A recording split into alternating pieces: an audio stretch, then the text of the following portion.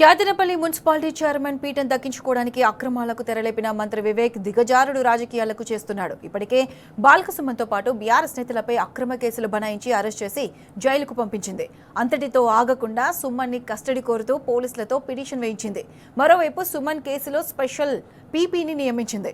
ఎన్నో కేసుల్లో స్పెషల్ పీపీని నియమించాలంటూ వినతి పత్రాలు అందినా ఏ మాత్రం పట్టించుకుని సర్కార్ బాల్క సుమన్పై అక్రమంగా పెట్టిన కేసులో మాత్రం స్పెషల్ పీపీని నియమించడం తీవ్ర దుమారం లేపుతుంది. ఇక ఇదే అంశంపై పూర్తి అప్డేట్స్ ఆదిలాబాద్ నుంచి మా ప్రతినిధి రాజు అందిస్తారు.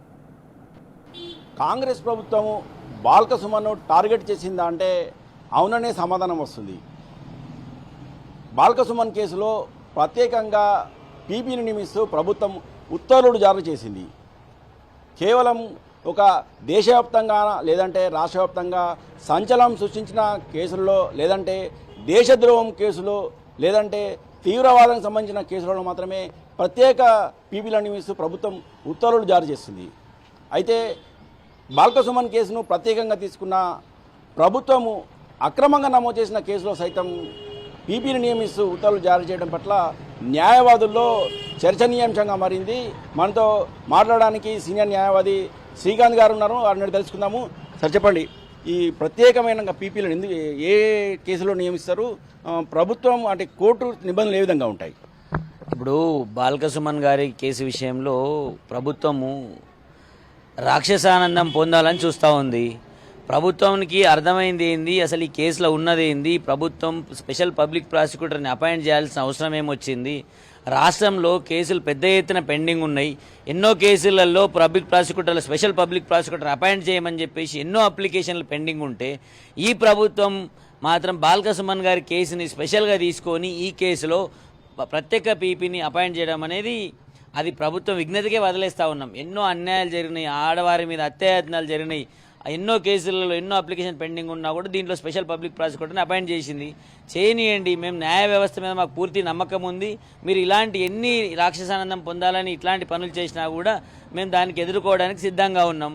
మరియు ఇదే కేసులో కస్టడీ పిటిషన్ ఫైల్ చేసింది ప్రభుత్వం. స్పెషల్గా ఇంట్రెస్ట్ తీసుకొని ఈ కేసులో కస్టడీ పిటిషన్ని ప్రభుత్వం ఫైల్ చేయించింది.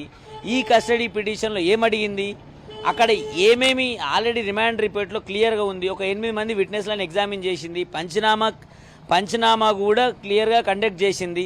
అక్కడున్న రాళ్ళు స్వాధీనం చేసుకున్నామని చెప్తుండ్రు. అక్కడున్న పోలీసులకు సంబంధించిన పార్కింగ్కి సంబంధించిన స్టోన్స్ కూడా రికవరీ చేసినామని చెప్తా ఉన్నారు, స్వాధీనం చేసుకున్నామని చెప్తారు. కస్టడీ పిటిషన్ వేయడంలో అర్థం ఏంటి? ఈయనకు సుమన్ గారికి బెయిల్ రాకుండా చూడాలని ప్రభుత్వం క్లియర్గా ఉంది. అక్కడ ఎక్కడి నుంచి ఆయుధాలు సమకూర్చిండ్రు అని పిటిషన్లో క్లియర్గా అడుగుతూ ఉన్నారు. ఆయుధాలు ఏమున్నాయి, దాంట్లో ఎలాంటి ఆయుధాలు వాడలేదు. అక్కడ అనుకోకుండా జరిగిన సంఘటన, పోలీసు వాళ్ళు రెచ్చగొడితే అక్కడ సంఘటన జరిగింది. ఆ సంఘటనలో ఏం ఆయుధాలు వాడతారు, ఎంతమంది ఉన్నారు ఏంటి అనేది పోలీసు వాళ్ళు వీడియో క్లిప్పింగ్స్ మా దగ్గర క్లియర్గా ఉన్నాయని చెప్తా ఉన్నప్పుడు మీకు పోలీస్ కస్టడీ ఏం అవసరం వచ్చింది? సో ఇది క్లియర్గా అర్థమవుతుంది ఏంది, పబ్లిక్ని వేరే రకంగా తిప్పించి క్యాదెనపల్లి మున్సిపాలిటీలో సుమన్కు బెయిల్ రాకుండా చేస్తే మేము స్వాధీనం చేసుకోవచ్చు అనేది ఒకటే రాక్షసానందం రేవంత్ రెడ్డి గారు పొందుతున్నారు అనేది అర్థమవుతా ఉంది. ఈ రాక్షసానందం ఎక్కువ రోజులు నిలవదు. ఈ రోజు లేకుంటే రేపు మా కోర్టు మీద చాలా గౌరవం ఉంది, నమ్మకం ఉంది. కోర్టు వారు సుమన్ గారికి తొందరలోనే బెయిల్ ఇస్తారు. ఈ కస్టడీ పిటిషన్ని కూడా కోర్టు వారు అలో చేయరు అని చెప్పేసి మేము అనుకుంటా ఉన్నాం. ఎందుకోసము అని అంటే అందులో ఆల్రెడీ కస్టడీ పిటిషన్లో ఏమంటా ఉన్నారు, కుట్ర ఏమైనా జరిగితే మాకు తెలియాలి అని చెప్పేసి మేము అందుకే కస్టడీ అడుగుతున్నాం. కుట్ర ఏం జరిగిందండి? అందులో పోలీసు వారు ఆయన ఎలక్షన్స్కి పోతూ ఉంటే అడ్డుకున్నారు. పోలీసు వారు అడ్డుకుంటే ఈయన అడిగిండు ఎందుకు అని చెప్పేసి. దాంట్లో కుట్ర ఏముంది?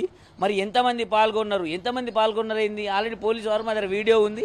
ఆ వీడియో ప్రకారమే మేము అరెస్ట్ చేస్తూ ఉన్నామని చెప్తున్నారు. తర్వాత ఏం అడిగిండ్రు, నిధులు ఆయుధాలు ఎక్కడి నుంచి సమకూర్చారు, అక్కడ ఆయుధాలు ఎవరి చేతిలో ఉన్నాయి? మీరెందుకు పరేషాన్ అవుతా ఉన్నారు? ఆయుధాలు ఎవరి చేతిలో లేవు, వీడియో క్లిప్పింగ్సే క్లియర్గా ఉన్నాయి.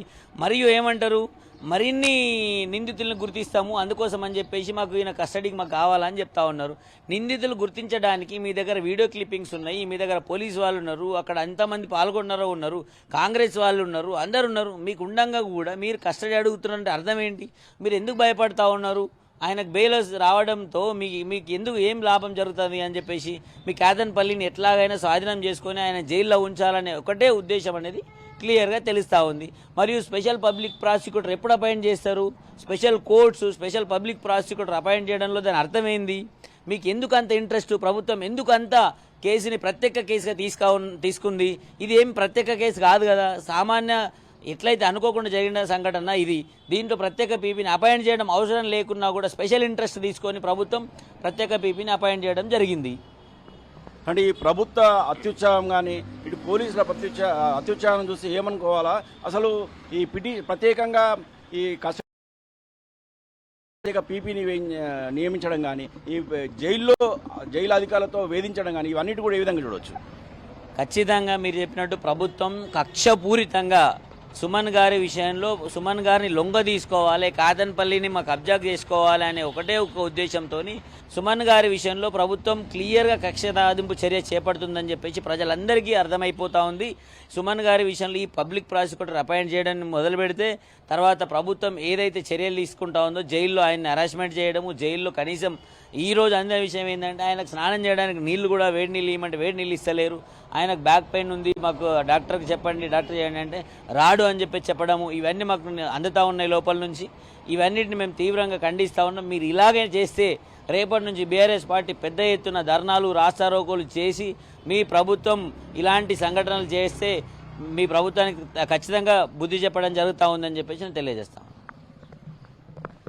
కేవలము క్యాతనపల్లి చైర్మన్ పీఠమే లక్ష్యంగా అక్రమాలకు తెరలేపిన కాంగ్రెస్ ప్రభుత్వము ఇలా బాల్కసుమన్ కేసులో అత్యుచ్చారణ ప్రదర్శించడము, అలాగే పోలీసులు కూడా అత్యుచ్చారణ ప్రదర్శిస్తూ పోలీసు కస్టడీ కోరడం లాంటి చర్యలు చూస్తుంటే ఖచ్చితంగా ప్రభుత్వం మాత్రము ఒక కక్షపూరితంగా వ్యవహరిస్తుందని, ఇలాంటి వాటిని ప్రజాస్వామ్యవాదులు, ప్రజా సంఘాలు అందరూ కూడా తీవ్రంగా ఖండిస్తున్నారు. ఇప్పటికైనా ప్రభుత్వం ఇలాంటి కక్షపూరిత కార్యక్రమాలను మానుకోవాలని, లేదంటే మాత్రము పెద్ద ఎత్తున ఆందోళన కార్యక్రమం చేపడతామని ఈ సందర్భంగా న్యాయవాది శ్రీకాంత్ ప్రభుత్వాన్ని హెచ్చరించడం జరుగుతుంది.